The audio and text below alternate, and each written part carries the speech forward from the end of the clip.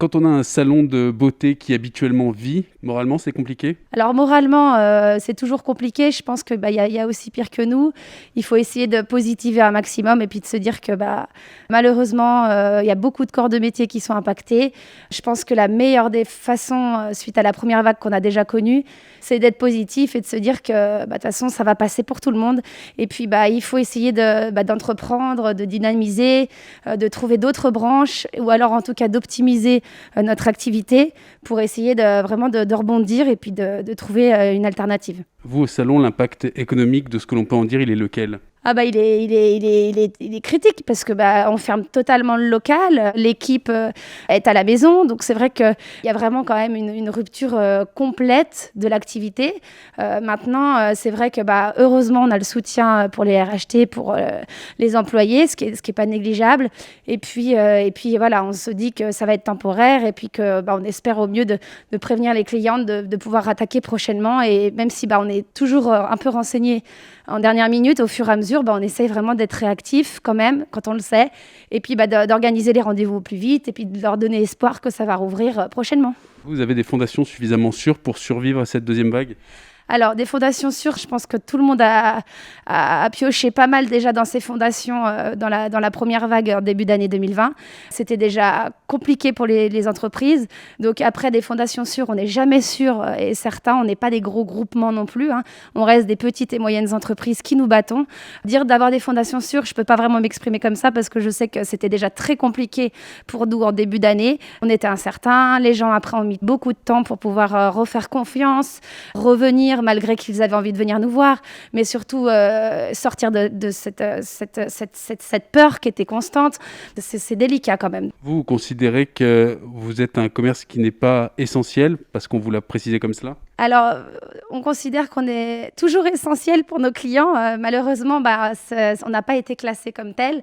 Bon, effectivement, il y a d'autres choses vitales, hein. Il y en a qui sont au front. Oui, effectivement, on n'est pas essentiel au point de dire qu'on est indispensable, mais on l'est quand même pour nos clientes qui quand même nous disent oh là là, vivement on vous retrouve, vivement qu'on prenne soin de nous. Puis surtout, en ce moment, elles ont de plus en plus envie de prendre soin d'elles, de prendre un instant pour elles.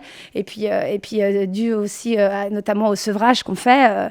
Beaucoup de gens sont dans le stress, nous demandent de les sevrer pour le tabac, pour le sucre, pour les addictions. Donc là, plus que jamais, on est quand même un petit peu indispensable sur ces branches-là. Voilà. Vous arrivez à maintenir un lien avec la clientèle? Alors oui, par mailing, par téléphone, par les réseaux. Elles nous appellent, elles nous encouragent, elles nous soutiennent. C'est vrai que c'est des mots qui nous touchent, l'équipe et moi-même. C'est eux qui nous font vivre toute l'année.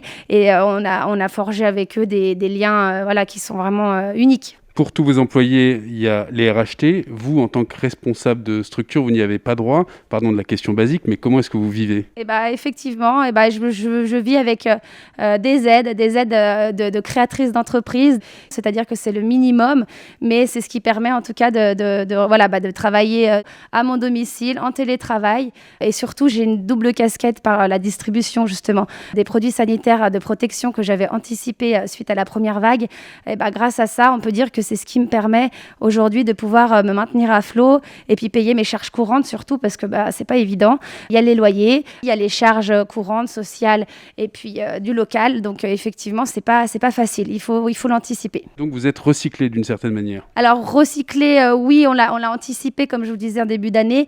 On a eu cette chance de pouvoir être distributeur pour des produits de protection, enfin du matériel de protection. On voulait vraiment travailler en corrélation avec notre marque suisse et du coup, on a eu cette possibilité-là de rencontrer ce distributeur et fabricant de masques suisses qui a 2 fabriques, une sur Genève et une dans le Tessin, et qui, du coup, nous a choisi comme distributeur exclusif pour pouvoir fournir aux grosses entreprises, aux hôpitaux, aux collectivités, aux autorités, aux gens de la commune, enfin à des grosses structures, des gens qui sont au front, qui sont au contact direct du Covid et qui ont des besoins rapides et puis surtout du matériel de protection de qualité. Clairement, c'est un autre métier. Bah, clairement, oui, mais on a su, voilà, on a su rebondir.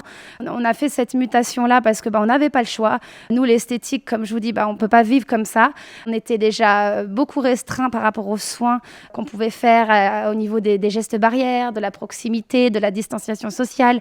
Donc, c'était très compliqué. Donc, il a fallu vraiment qu'on trouve une idée. En tout cas, ça offre une bouffée d'oxygène, ça permet de rester actif. Effectivement, ça nous garde vraiment un lien social quand même si c'est pas physique, même si c'est à distance, par le biais du téléphone, par le biais voilà, de quelques visites qu'on peut faire directement aux administrations. Je pense que l'essentiel, c'est ça, c'est de pouvoir garder ce lien avec des gens, d'être au contact, surtout que nous, c'est un métier de contact, donc c'était pas possible pour ma part de me retrouver vraiment au domicile, sans parler à personne, sans voir personne.